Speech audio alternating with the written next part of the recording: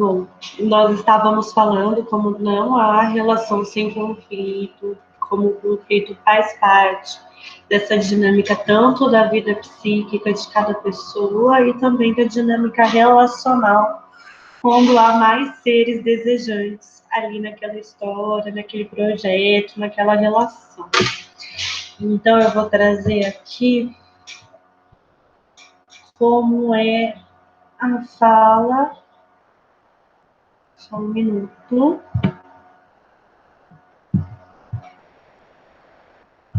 Compartilhar aqui o slide e aí a gente vai ver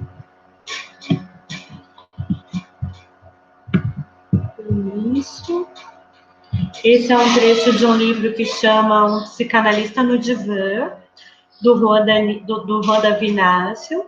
Ele diz assim: não existe casal sem crises, pois a crise faz parte do difícil equilíbrio da vida a dois. O problema não é evitar as crises, elas são incontornáveis, mas aprender a elaborá-las, a ressignificá-las. Nesse sentido que a psicoterapia de casal pode ajudar, ser um espaço de elaboração, de ressignificação. Os tormentos são intrínsecos ao amor, seja o ciúme, a culpa, os remorsos, as renúncias, as angústias. Por sermos seres desejantes, todas essas respostas, ciúme, culpa, remorsos, renúncias, angústias, estão relacionadas à ausência e às falhas do outro. Quando alguém nos importa, quando amamos alguém, alguém nos importa. E quando alguém nos importa, essa pessoa também pode nos ferir, nos fazer falta, nos frustrar. Né? Simplesmente as frustrações devidas à sua impotência em nos satisfazer. Todas essas chateações provam que o mais maravilhoso dos amados é também o mais cruel dos atormentadores. Afinal, se eu amo alguém, é diante dessa pessoa também que eu me sinto vulnerável. Se eu quero muito estar com alguém, é também diante dessa pessoa que eu tenho medo de perder. O Násio diz então, num casal estável, isto é, um casal com uma história, o parceiro pode ser o mais formidável despertador de vida, mas também o mais severo censor. O amado é aquele que me dá asas e as corta ao mesmo tempo. Então, a gente vê aqui na citação do Násio o quanto a ambivalência é algo importante de ser considerado. A partir deste livro, né, sobre terapia de casal, eu fui colocando os objetivos da psicoterapia. A gente identifica um foco, assim como no processo de qualquer processo de psicoterapia breve, né? Nesse caso, o conflito relacional. E aí a investigação é como as interações entre o casal alimentam esse conflito. Lembrando que a gente não está ali numa escuta de como é a perspectiva de uma das pessoas ou da outra, e sim da relação, como aquela relação se estabelece, como é a dinâmica daquela relação. Então, como que a forma como esse casal se comunica, se expressa, se interage, se aproxima, se distancia, tem a ver com esse conflito. Buscar investigar as emoções, muitas vezes não conscientes, relacionadas à posição que cada membro do casal ocupa diante do conflito. Então, que emoções estão relacionadas a esse conflito? Que defesas estão relacionadas a essas emoções? E assim, nessa investigação, elaborar junto aos pacientes uma compreensão mais abrangente sobre esse conflito.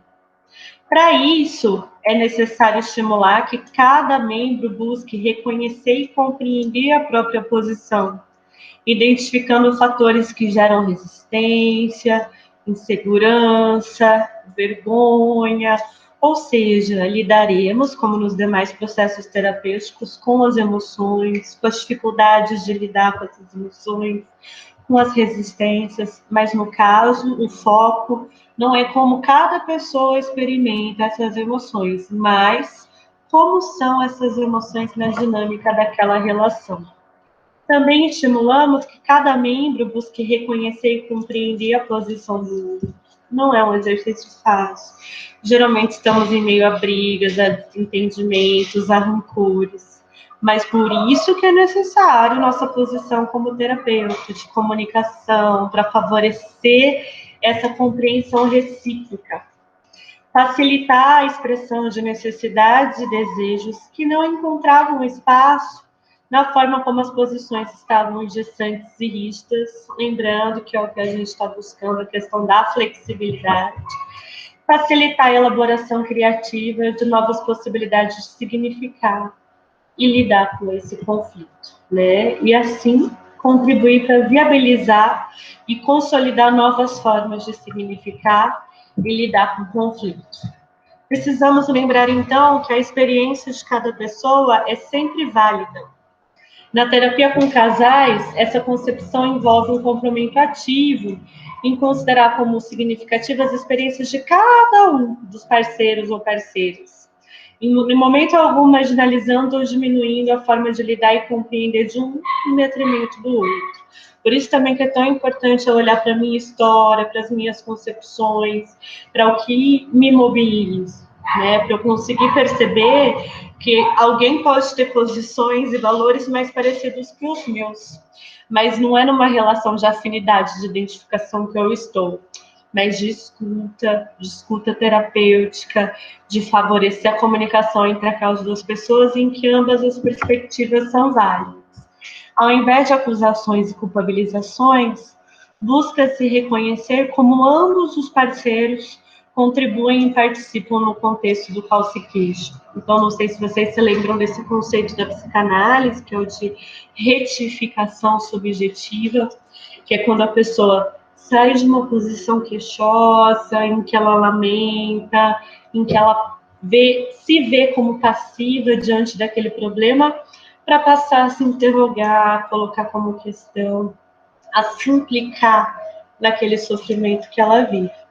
Então, também na terapia de casais é buscada a retificação subjetiva. Aqui eu tenho um trechinho de uma psicanalista que chama Diana Corso, que tem uma página na internet que chama Psicanálise da Vida Cotidiana. Eu imagino que vocês vão adorar. Quem gosta de temas como relacionamentos, casais e outras relações do nosso cotidiano. E ela vai falar que para a gente reconhecer nossos modos de amar, para a gente responder essa questão, como amamos, a gente não pode esquecer do inconsciente. Nós vivemos comandados por nosso inconsciente e também é assim que amamos. A questão é que uma relação, quando se estabelece, torna-se um duelo saudável de subjetividades, onde uma modifica a outra. Né? A questão de como nos relacionarmos nos transforma. Qualquer transformação que nos liberte de modos pré-formatados ou estereotipados de funcionar é libertadora. Sendo assim, numa relação, os meus sintomas precisam negociar e dividir espaço com os do outro. E assim ganham, deixam de ser escravos de si mesmo.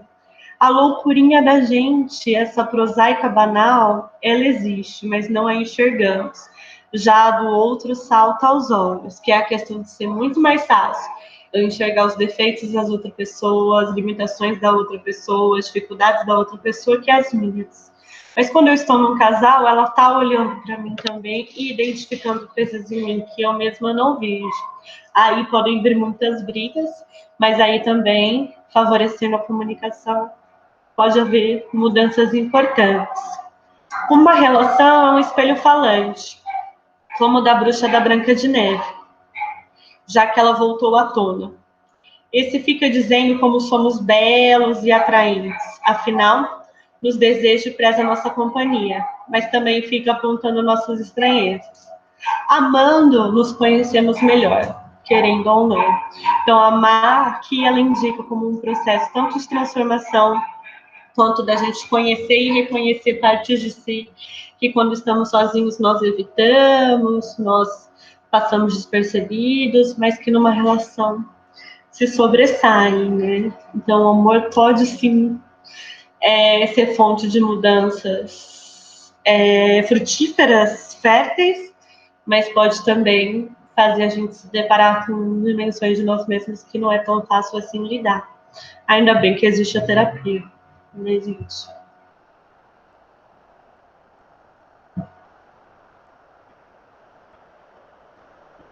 Deixa eu voltar aqui, aprendendo a mexer.